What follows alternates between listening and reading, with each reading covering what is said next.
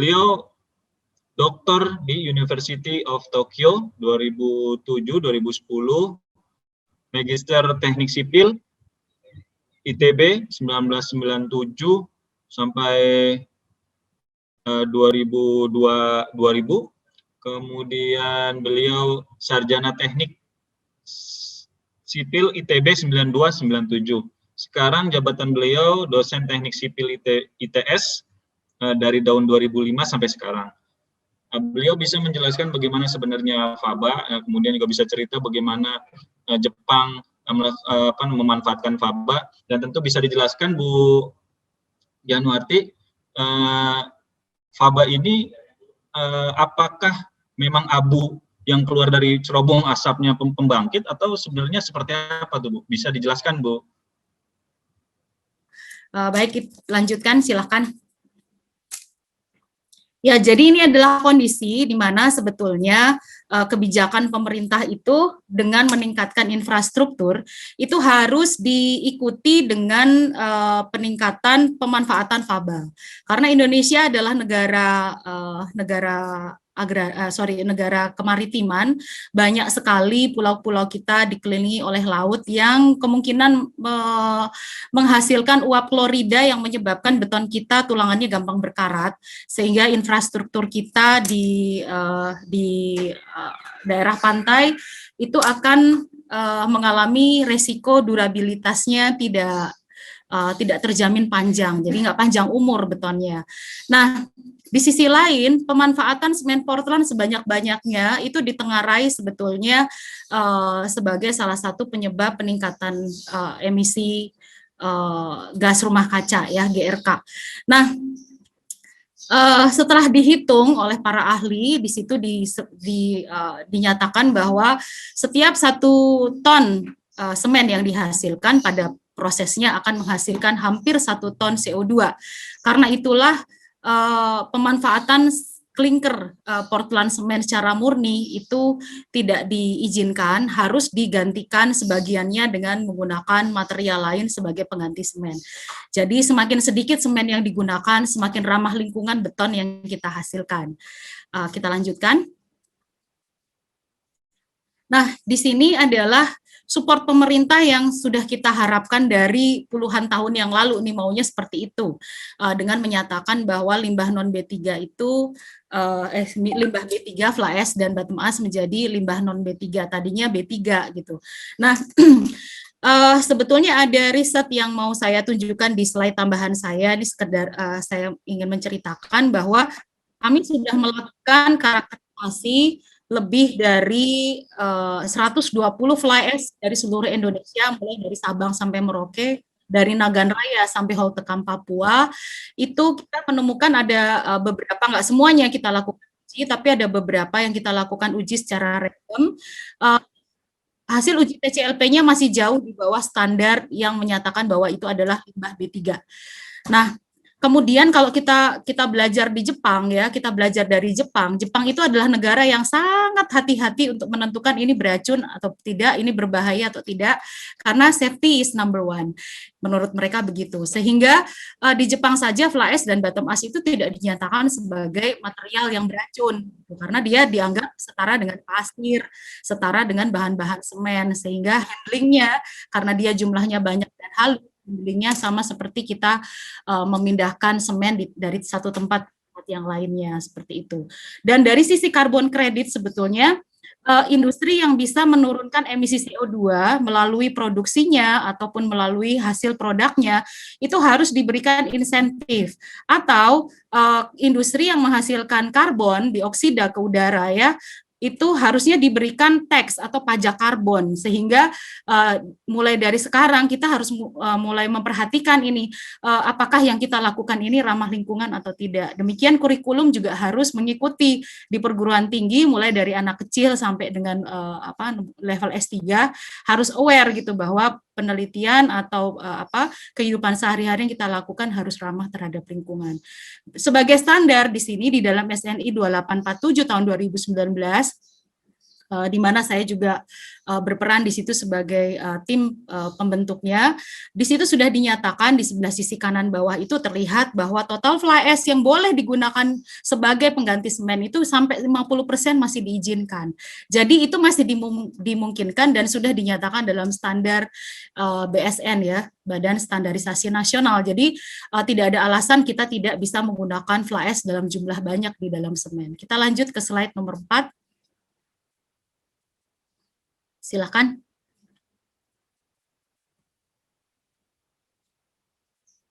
Ya, lanjutkan ya. Jadi untuk yang paling mudah adalah timbunan ya, timbunan dan perkerasan jalan. Di sini fly ash juga bisa diaplikasikan dalam bentuk solidifikasi materialnya sebagai agregat buatan. Ini sebagai solusi untuk daerah yang kesulitan mencari agregat. Jadi ada beberapa pulau yang harus impor agregat dari pulau lainnya gitu, karena ternyata agregatnya tidak masuk kualifikasi yang bisa diaplikasikan sebagai beton atau bahan perkerasan jalan. Nah, di sini warna yang ada merah-merahnya, terus ada bintik-bintik kayak apa namanya bintang-bintang itu adalah gambar di mana agregat buatan mungkin sekali untuk diaplikasikan sebagai bahan aspal, perkerasan lentur, perkerasan fleksibel, ataupun untuk perkerasan beton ya sebagai bahan beton sebagai perkerasan kaku. Dan gambar di bawah itu ada reclaim asphalt pavement, di mana agregat buatan itu bisa dipakai untuk diaplikasikan ke aspal yang sudah tua, sehingga bangunan tersebut, jalan tersebut kalau mau kita perbaiki kan aspalnya dikupas tuh, terus kemudian menjadi limbah aspalnya karena kita memberikan aspal baru ya. Nah, aspal yang lama ini banyak sekali kehilangan agregat yang sudah mungkin terpental, aus begitu ya, sehingga perlu digoreng lagi, diremajakan lagi, ditambahkan aspal, dan di sini peran agregat buatan dari Faba bisa dimasukkan untuk reclaim asphalt pavement ini. Nah, sebelah kanan atas di situ adalah nilai stabilitas, di mana persyaratan stabilitas berdasarkan Bina Marga itu lebih dari 800 kg. Di situ ada tulisan abu batu, ini ada fly ash Suralaya, bottom ash Suralaya, kemudian fly ash petrokimia, bottom ash petrokimia. Kita lakukan uji, ternyata semuanya layak untuk menggantikan abu batu ya. Jadi itu di sini kita bisa melihat bahwa potensi bottom ash yang tadinya terpinggirkan, orang ready mix atau semen tadi lebih banyak bicara tentang fly ash gitu. Bottom ash-nya gimana? Karena produknya kan ada dua, fly ash dan bottom ash. Bottom ash ini mari kita ajukan dia supaya lebih cantik, lebih menarik, lebih seksi sehingga banyak yang mau pakai. Kita lanjutkan ke slide nomor 6. Nah, ini adalah perkerasan Faba, Faba dipakai di perkerasan kaku sebagai jalan beton, itu mulai dari bawah apabila tanahnya tidak qualified sebagai dasar untuk diletakkannya jalan dari beton, maka harus kita kupas, kemudian kita bisa menggantinya dengan fly ash kelas F atau fly ash kelas C, kemudian kita lakukan perbaikan tanah dasar, kemudian kita lapisi semakin ke atas, betonnya kualitasnya semakin baik. Ya, jadi kemungkinan penggunaan fly ash paling banyak itu adalah di lapisan yang paling bawah, di mana ini dilakukan di Jepang. Kenapa aplikasi fly ash dan bottom ash di sana pemanfaatannya itu bisa hampir 100%, karena banyak sekali dipakai di infrastruktur dan dipakai untuk perbaikan tanah gitu. Kita lanjutkan. Nah, ini adalah gambar agregat buatan yang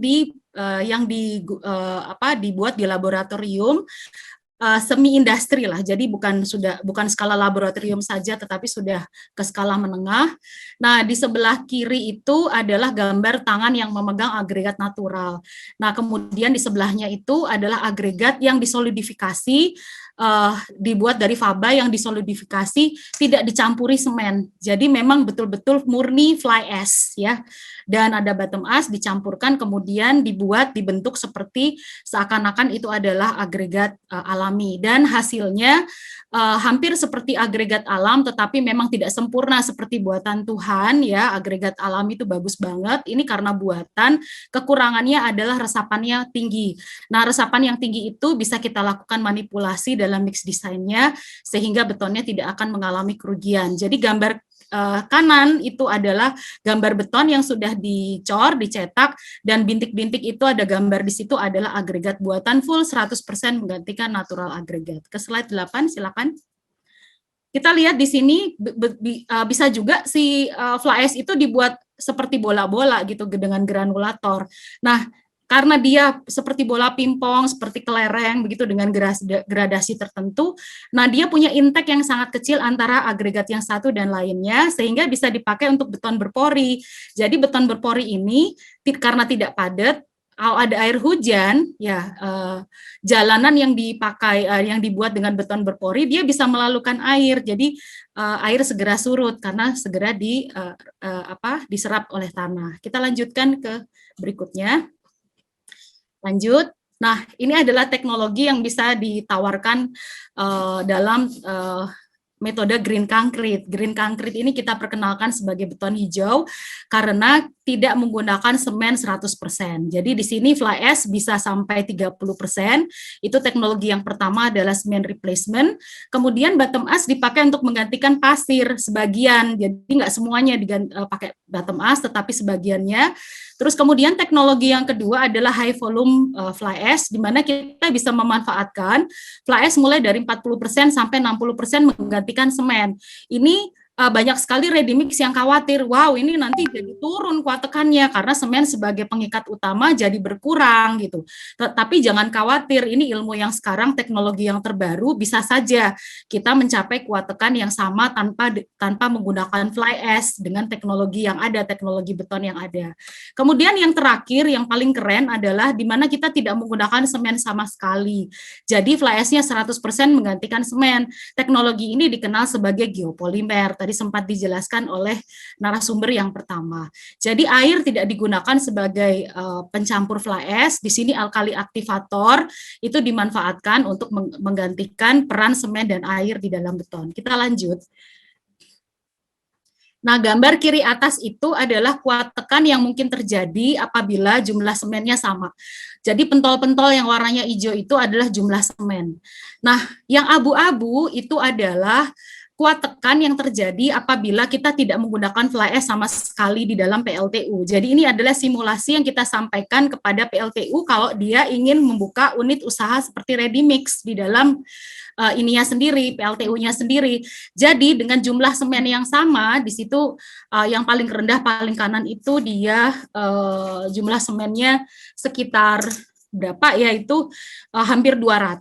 Nah, hampir 200 itu kalau pakai fly ash itu 26 megapascal kuat tekannya. Yang pakai fly ash itu yang warna orange, tapi yang abu-abu itu yang menggunakan semen tanpa fly ash. Jadi ini adalah potensi di mana dengan jumlah semen yang sama di dalam beton, kualitas yang menggunakan fly ash itu bisa lebih baik gitu. Kemudian sisi yang kanan atas itu adalah emisi karbon. Ini tadi yang saya bilang, kalau ada insentif karbon dan ada pajak karbon yang diterapkan oleh pemerintah seperti negara-negara yang maju, ini sesuatu yang wow, karena penurunan emisi karbonnya itu bisa sampai 40% per meter kubik beton gitu, dengan kita menerapkan pemanfaatan faba mulai dari 30% menggantikan semen sampai 50% menggantikan semen, dan bottom ash-nya 10% menggantikan pasir. Dan harga tentu saja lah, karena semennya itu semakin sedikit kita pakai gitu dan menggantikan fly ash-nya kan nggak seharga semen, jadi tinggal minta sama PLTU atau kita hitung aja transportnya dari ready mix ke PLTU berapa gitu, jadi harga menjadi lebih turun. Artinya dengan kita melakukan pemanfaatan faba, kita dapat strength, kita menurunkan emisi CO2 dan kita juga menurunkan harga produk. Lanjut. Nah, ini adalah contoh teknologi geopolimer untuk Indonesia yang saya sebutkan tadi. Karena kita menggunakan alkali di sini dari sodium, maka kemungkinan harganya sedikit lebih mahal.